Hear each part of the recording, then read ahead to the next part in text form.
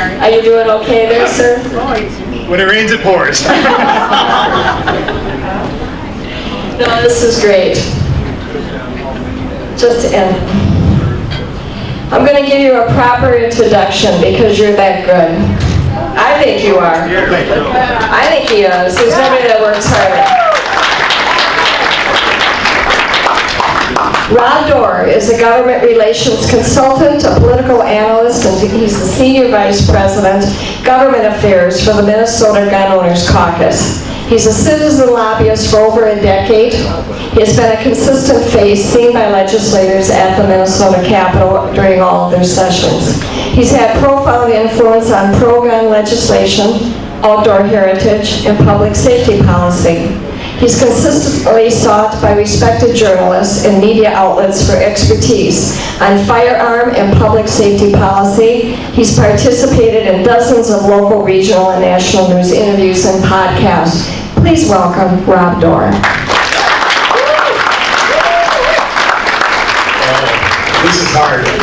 If anybody's seen me speak before, I'm a wanderer, so for the sake of the camera person, I'm going to try to stay put. It'll be hard for me.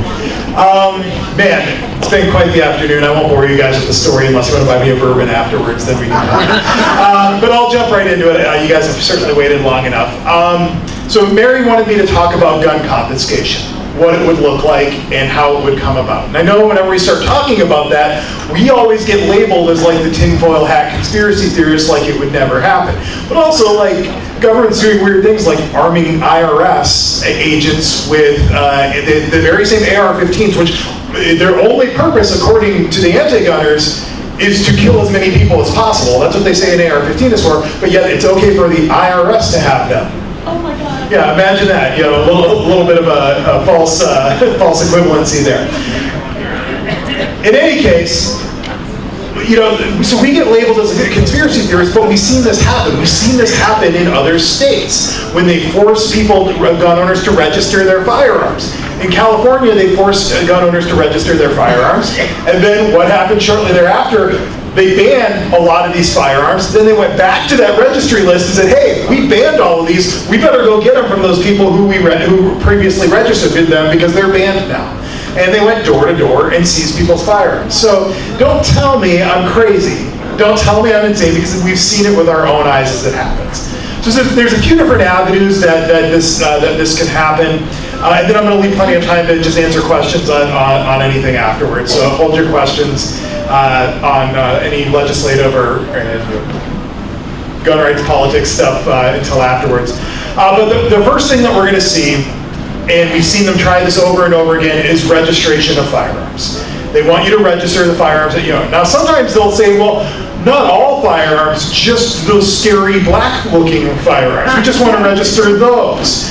But you guys know what happens. We've seen this. We've seen this when those Republican members of Congress just a couple months ago voted in favor of this bipartisan Protect Our Children Act, or whatever it was called, which included a bunch of funding for things like red flag orders. Because they're thinking, you know what, if I throw the anti-gunners a little bit of a bone, then they're going to be done, they'll leave me alone, they'll say nice things about me at the election, and I won't have to worry about it.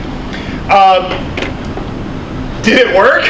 No. No, the ink was not even dry on the Protect Our Children Act until they started pushing for new bans. Assault weapons bans, gun owner registry, all of those things. It never stops. That's why it is stupid for any conservative, any Republican to put their name on a gun control bill, to sponsor a gun control bill, to sign a gun control bill, to vote for a gun control bill. Because the anti-gunners will never stop.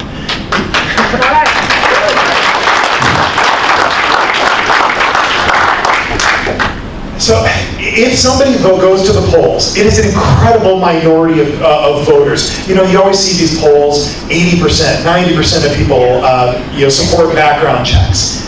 80%, 90% of people don't have any idea what current background checks are also. They don't ask the right question, but they use these polls, 80 or 90%, they support it. Very few people go to the polls with gun rights in mind, and very few go with gun control in mind. It's about twice as many who vote. Like, they look at their ballots, they want to know who's the strongest pro-Second Amendment candidate.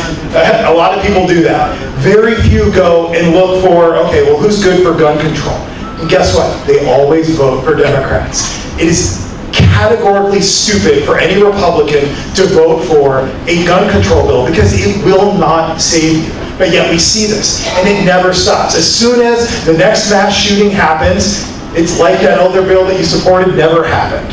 So then they go and they want to push more things. Well, you voted for this before, why can't you support this now? It is just categorically stupid, and that's what we see. So it'll start with just those single, those scary black guns. Oh, well, handguns, those are used in a lot of crimes. We better register those. Oh, somebody shot somebody with a shotgun. We better register those. Oh, somebody used grandpa's old 30-06 in a murder. We better register those. Soon every gun is registered. No, that's tinfoil hatty, sure. But some people say you're using the slippery slope fallacy. It's fine. We've seen it before. Whatever. Call me crazy. I don't care. But what we've seen them do every single session for the last since 2015 is they've done something else called universal background checks. Universal background checks is a gun owner registry, period. What it does is forces any time a gun changes hands, you have to register that transfer. And notice I said transfer, not sale. They will always say sale. When you actually read the bill like I do, like you guys have seen me on live videos reading a stack of 2-inch thick bills, making sure that there's no infringements on your Second Amendment rights. When you read the bill, it says transfer. Guess what? If I loan you a gun for the weekend to go hunting, that's a transfer. That transfer needs to be registered with the government under their background check bills. If we're at the range, some of these bills literally, if we're at the range and you're in the lane next to me and I hand you a firearm at the range, that's a transfer. We got to go get our background check done. That is how stupid these bills are. But what they want to do by registering every single transfer, now they know that, hey, you're a gun owner and here's a gun that you own. It is even if it's a decentralized database, they say, oh, well, we promise, we'll never go look at that. Has anybody gotten one of those letters from the Minnesota state government saying that your data has been compromised, either from the Department of Health or, yeah, I've gotten those letters. Anybody remember that news story a few years ago of Department of Transportation employees and police officers looking up people who they had no business looking up, famous people, reporters, celebrities. Pardon me for not having any faith in government's ability to keep my information safe. I'll keep it safe myself. Thank you. Now, so that is a way that they get their registry, either by registering the firearms directly or by, over time, keeping track of every time that gun is transferred. And then, so now they have this nice juicy registry, and I talked a little bit about what that registry does and what it can be used for. Not all registries lead to confiscation, but guess what? Every confiscation starts with a registry. So I'd rather not give them that foot in the door. We fight against that every single time it comes up. Literally, some of these bills allow law enforcement to come into your house without a warrant, unannounced, to inspect your firearms for safe storage. And we're just supposed to expect that all of that information is going to be safe. It's all confidential. Pardon me, but bovine excrement.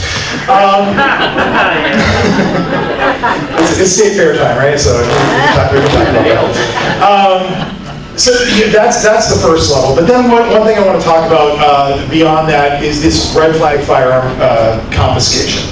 Red flag orders. This is what they just it is virtually impossible for the federal government to enact red flag orders because that means that the orders would have to go through the federal courts, and it takes the federal courts months and months to do anything. So there's really no mechanism for that. They know that. So what they did with this Protect Our Children Act is they dangled money in front of states and said, hey states, if you enact these red flag laws, we'll give you a pile of federal money. And that was enough to get, I think, 12 or 13 Republicans to sign on to it, dangling this money. Now, the state legislatures still have to pass that. You can bet, you can be damn sure they're going to try to do it this next session. You can be damn sure I'm going to be down there every day fighting to stop it. Because this is what a red flag order does. What they say, all we want to do is keep guns out of the hands of people who are going to hurt themselves or hurt somebody else. That's what they say, and you're like, yes, that sounds great. We don't want people hurting themselves. We don't want people hurting other people. I can support something like that. And then what do? read the bill, right? Read the actual language of the bill. It says that any household or family member can request one of these orders. Now and then it says the definition in 518B of Minnesota statutes, which happens to be our Domestic Violence Act. Household member is defined as anybody who you reside with, anybody with whom you've ever resided with, that includes your college roommate from 20 years ago, anybody whom you are related to by blood, anybody whom you are the parent of, the child of, or presumed to be the parent of. For those of you guys who got a little bit of a too good of a time in your 20s and 30s. And then anybody whom you are in a significant romantic or sexual relationship with, or whom you have ever been in a significant romantic or sexual relationship with, can get one of these red flag orders. There's they put no timeline on that relationship whatsoever. So then they can go, and then they get what's called an ex parte order. So they go before the judge, and they say, Judge, this person Rob is so dangerous here. I've seen him going around. He's talking to these big, crazy group of Tea Party people talking about gun rights. I'm worried that he's going to come after me. Okay, well, who are you? Well, I was Rob's college roommate, 15 years ago. And then the judge will be like, oh, okay, well, I better err on the side of caution on this one. And he will issue an ex parte order without me present, and I don't even know that an accusation has been levied against me until Sheriff's Office, we've got this order, we need to take all your guns. That's my first indication that anything is wrong, and if I want my guns back, what do I have to do? I have to go to court. Now, this is a civil proceeding. Do I get a lawyer? Nope. Well, I do if I pay for it, right? Oh, right. So they take my gun collection, now I have to go hire a lawyer and sue to get my own guns back. And some of these bills are so ridiculous. They say that I have to prove by clear and convincing evidence, which is way higher than a preponderance of the evidence. For those of you bloggers, you've got preponderance of the evidence, which is like maybe more likely than not, or probably more likely than not. Clear and convincing is significantly higher. It's one step below beyond a reasonable doubt. Clear and convincing evidence is that I have to prove that I am not a threat. So I have to somehow come up and prove that I'm okay to get my own guns back because my college roommate from 15 years ago decided to levy an accusation against me. That is what these bills do. That's another form of confiscation. And all of it is going to wind down. And then we get to kind of the long game of confiscation. And it's easy for them to do confiscation if they confiscate your desire to own a gun, period. If they make it so hard and so onerous and so expensive and so risky and so socially damning for you to just get a gun, then you're just probably not going to exercise your right at all. And that is the most egregious form of confiscation. It's confiscating your rights, your desire to exercise your fundamental right. Now, I know there's a lot of believers in here. Some people may not be believers, but that's what's great, is whether you believe the right to bear arms is God-given or whether you believe it is a natural right, it means the same thing. Every being, whether created by God or brought up through some sort of magical evolution, every being has the ability to defend itself from annihilation. And that is just a fundamental moral right. And that's what they want to confiscate from you. Your desire to defend yourself because it's so expensive. It's so, they boxed you in. It puts you under the scope of government. You have to register it. You have to, if you sneeze the wrong way, if you walk across the wrong street into the Times Square, you guys are following this, you're allowed to carry a firearm outside of Times Square, but if you cross that street, now it's a felony and they can arrest you and seize your firearm. It's just crazy. And we're going to see a lot of this happening with the Bruin decision, but I don't want to do that. But let's not give them that foot in the door. Let's not let them confiscate your desire to just protect yourself. You are your own first responder. You are the ultimate arbiter of your own safety, and you deserve the right to have the most effective means of your own personal safety. And that's what we're doing down at the Capitol every day, fighting for your rights at the state Capitol, making sure that they don't infringe upon them. Because the fight isn't always in D.C., especially when they're dangling all that federal money. They're coming to Minnesota. I meant to grab some handouts, but if you do want to support us, become a member, throw some money our way. We greatly appreciate it. Gunowners.mn. gunowners.mn, or if you just Google Minnesota Gun Owners Caucus, you'll find us there. But I'll open it up for any questions that anyone has. And I would recommend, just so everybody can hear the questions, if you just want to come up here, we'll just line up here, and I know we have lots of questions for you. Excellent. There you go. Here's Dusty. Hello, sir. I just heard on the radio that it was a bill or something was passed that they made a deal with Visa and MasterCard that they can now, Visa and MasterCard will flag your credit card to federal government. You'll know who. Yeah, thankfully this isn't a bill yet. This isn't a bill. This is a proposal by Giffords, exclamation point. Giffords is the organization that's run by Gabby Giffords, the Arizona congresswoman who was shot, unfortunately, in the head, and now survived that encounter, and now has been advocating for gun control. What they want is they want Visa and MasterCard to track your firearms and ammunition purchases and report those purchases to the federal government. So far, Visa and MasterCard have not issued any willingness to do that.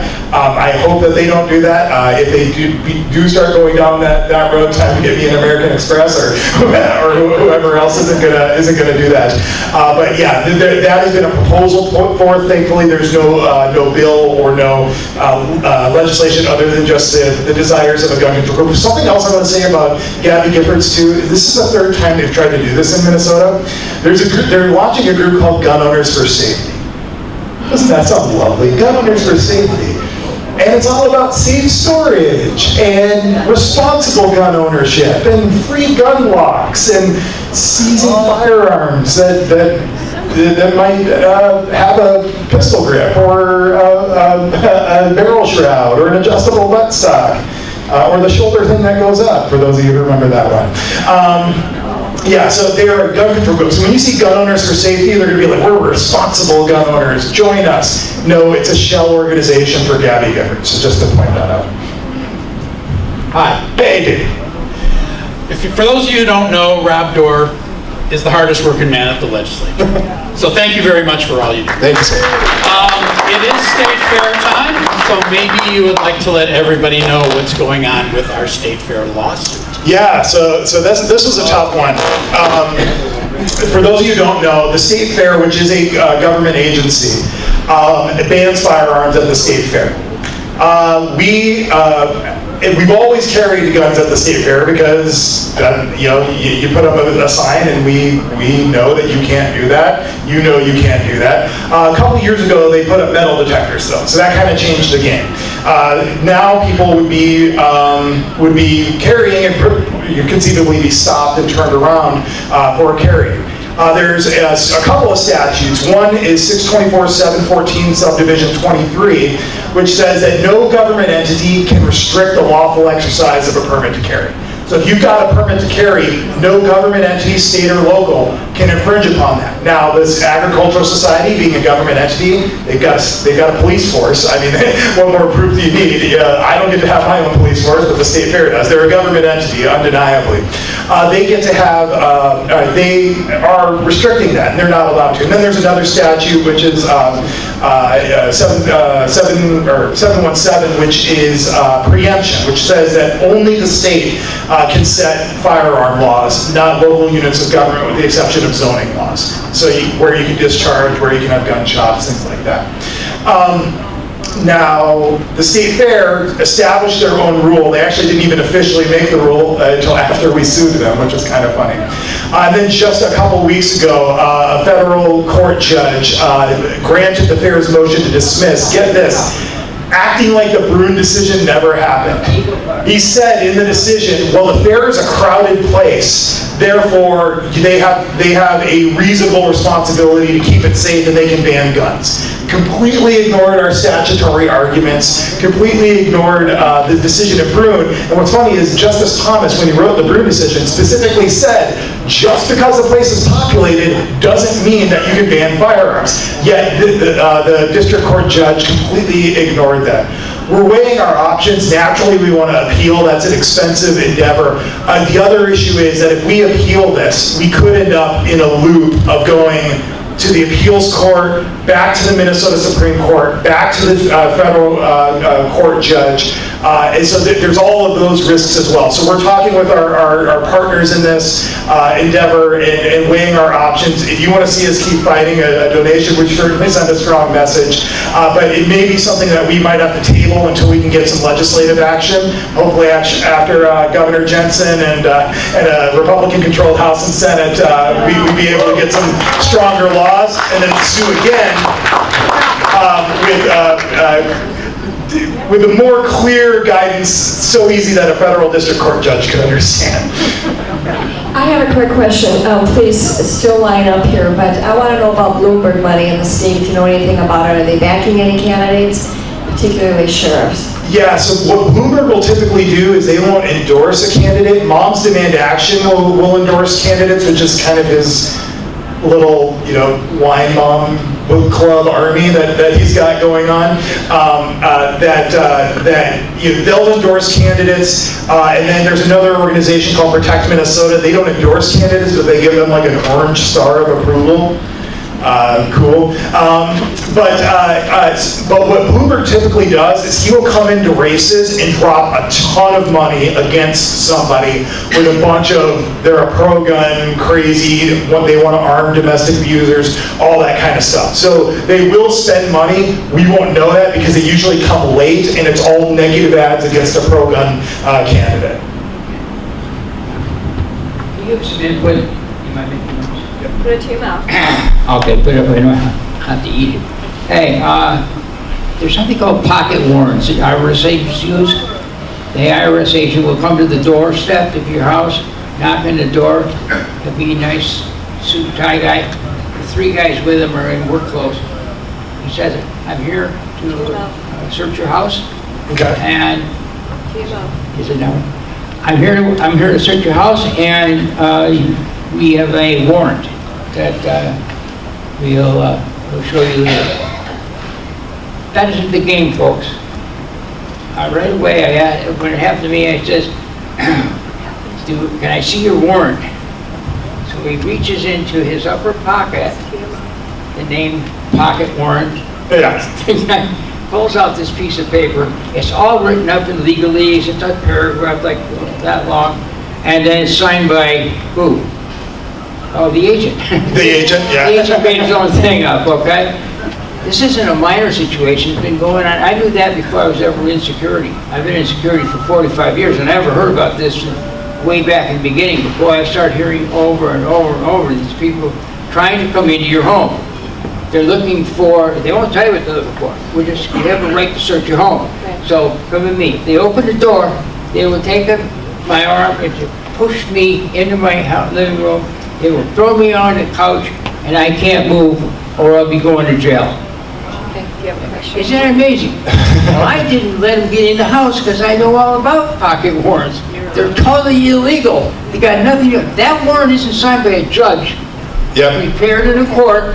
It's not a warrant. Yeah, if you've got any questions, don't even open your door. Just say, if you've got a warrant, break down my door. I didn't. I threatened to call. Yeah, say break down my door if you've got a warrant. I'm not opening it up. Feel free to break down my door. If they actually have a warrant and they need to come and get you, they'll break down your door. If they don't, they'll go away. All right. Thank you. Any other questions? Can they ban hammers? A lot of people get killed every year with hammers. Can they ban hammers? Can they ban hammers? Fun fact, in Minnesota, less than 3 people every year are killed by a rifle of any type. Usually it's like a hunting rifle, like a deer rifle. Less than 3 people a year. Less than 3 homicides a year with a rifle of any type, let alone, a scary assault rifle, which, yeah, exactly, scary black rifle. So less than 3 people a year. More people killed by hammers, knives, of course, and even bare fists. 7 to 10 people a year killed with bare hands and fists. So if they want to really make a deep impact on violent crime, maybe going after rifles isn't the right thing. Start cutting off people's hands. Well, and baseball bats too. Baseball bats too. We need you up here, yeah. Hi. I wonder if you could provide some clarity. I get inundated with your mailings and then also the Minnesota Gun Rights mailings, which has that similar name, Doar and Doar. Different spelling. And so I sought independent, a view on this, and I was steered toward your caucus. Can you define any of that? I'm hesitant to say anything because I wish that we could all fight in the same direction and not fight each other. My general rule is to, I treat people who aren't working with me and I ignore them. If they're not working towards the same goal. So I'll leave it to you guys to talk amongst yourselves. I'm sure there's a lot of you with a lot of experience with them. I'll just say the good gun group, good doors. I'm so pro-gun, my last name ends in AR. So I'll just say. Well, let me just plug it then. It's Minnesota Gun Owners Caucus. Rob Doar, D-O-A-R. That's what y'all need to remember. So every time I bought a gun at Fleet Farm, they've done a background check. Yep. And 1 month I bought 3 in 1 month. Do they keep tabs of that, or does the background checks? Yeah, so what happens is when you do a background check, you fill out your 4473 at Fleet Farm. That document stays with them. When they call to do your NICS check, NICS knows that you're getting a background check, but they don't know what gun you're actually buying. So they know you're getting a background check, so they'll say you had 3 background checks that month. If you went there. Now, let's say your gun shows up in a crime. So they look at serial number 1234 ABC, ends up as a crime. What they do, let's say it's a Glock 17. They look at it and they say, okay, Glock, which distributor did you sell this gun to? Glock ABC, 1234 ABC. They'll say, oh, we sold that to this distributor. Then they'll go to the distributor and they'll say, distributor, which FFL did you sell this gun to? They'll say, we sold it to Fleet Farm.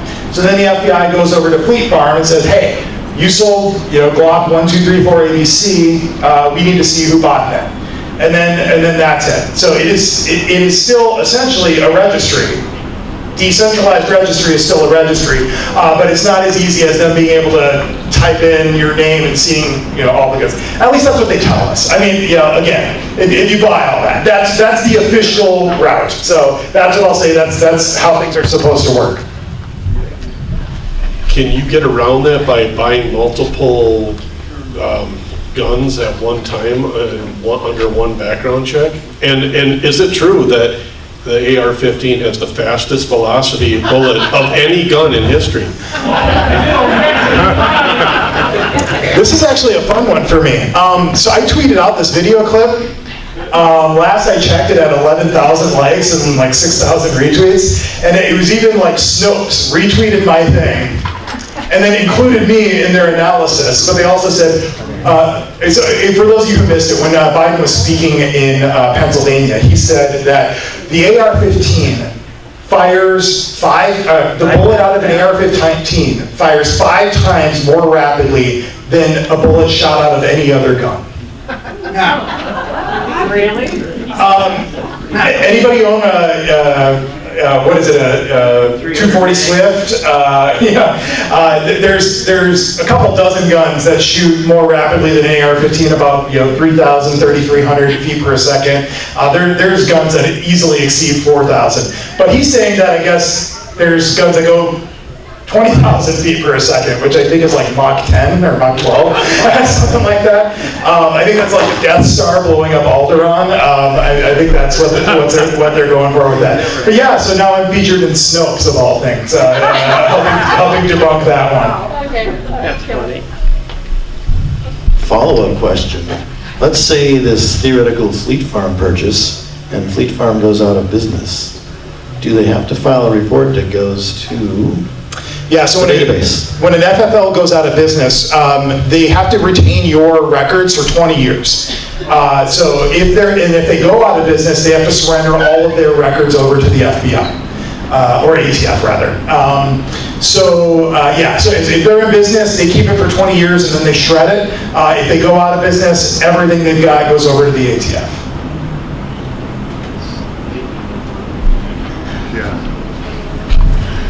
So since we have the Second Amendment and it shall not be infringed, I don't understand why the elected officials aren't just standing up with us and saying this isn't going to happen, because any law or treaty that is not in pursuance with the U.S. Constitution is illegitimate and unenforceable.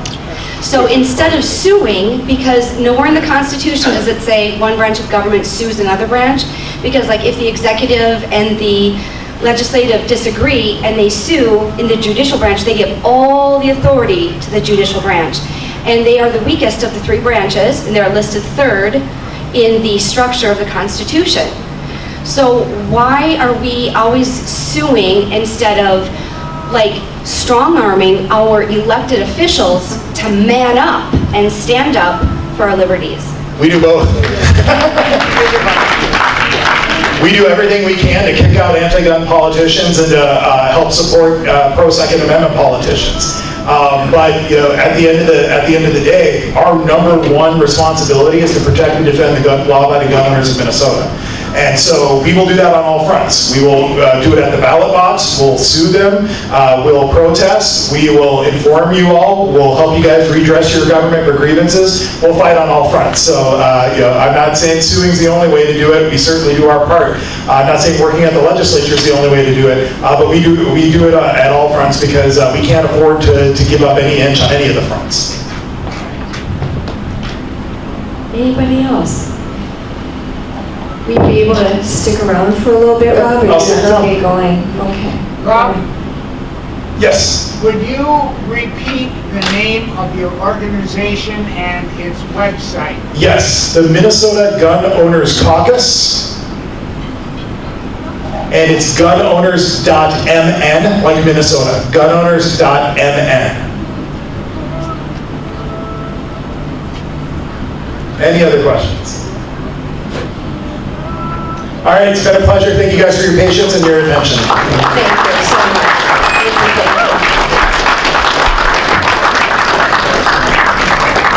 Thank you. This is the earliest these meetings have ever ended. It is 7:32.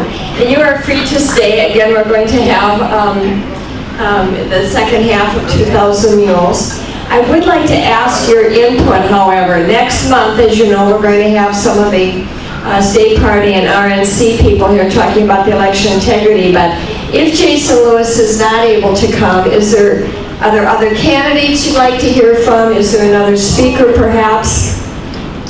Any ideas? And I do know that the state constitutional races, those candidates are being encouraged, of course, to reach out beyond what would be considered the base, but I certainly can try and maybe they would be able to stop by. Anyone else? Because I've heard Scott Johnson. Matt Burke would be good, wouldn't he? Cicely Davis. Okay, well, if you think about it, let me know. And remember here, too, for the Lexington Circle Pines Victory Office, if you'd like me to get a phone call from me, just so I can tell you what's going on over there, please go and put your name and your contact info down. I'm going to take just 3 more minutes. John Augustine with the Legislative Evaluation Assembly. John, do you want to say a few words about this year's awardees? Thank you, Mary. I have some breaking news too that just from the John Adams Society, I just heard what the September debate topic is going to be. It's resolve, break up the FBI. So we meet monthly, September through May, and pick topics on which people, conservative and libertarian mindset, can plausibly disagree. And we have fun at Bergamo's in St. Paul. It'll be on September 21st. But for the LE report, this year we got it out, we released it electronically just before the primary, so that was a lot of work. But we made that goal this year, and the print edition has just been printed here very short time ago. I've got some copies back there at that table if people want to sign up as members or renew their memberships tonight. We can get you some copies. I have a more extensive presentation I can make. Maybe at some time we can get more of the reports out. The 5 honorees this year are Representatives Cal Barr, Steve Drazkowski, Eric Lucero, Eric Mortensen, and Jeremy Monson. There were no Senate honorees. Those were all from the House. The potential sign for hope is that 3 of those honorees are actually running for the Senate. So maybe we can get a culture change there. So I want to thank Mary for letting me talk briefly here tonight about releasing the LEA report, and hopefully at some upcoming meeting we can discuss our findings a little bit more. I think you'll find them interesting. Thanks. And they always are. And they become a member of LEA for only $10. Correct. Yes. What is your LEA? LEA-mn.org. And you can either sign up right tonight, or you can go to the website and sign up through PayPal. Right, good. Okay. Remember, you can order food again. The kitchen's open. We also have free magazines. I don't want to take these home. Please come grab them. Wrap them up. Give them as a gift. And Tanya, you want to say something more? One more thing, I did forget to mention that we have 2 other candidates running in Osseo that you'll want to support, LaDon Severin and Sarah Mitchell. So we have 2 other great candidates, and we could get our board back. So keep your eye out for them.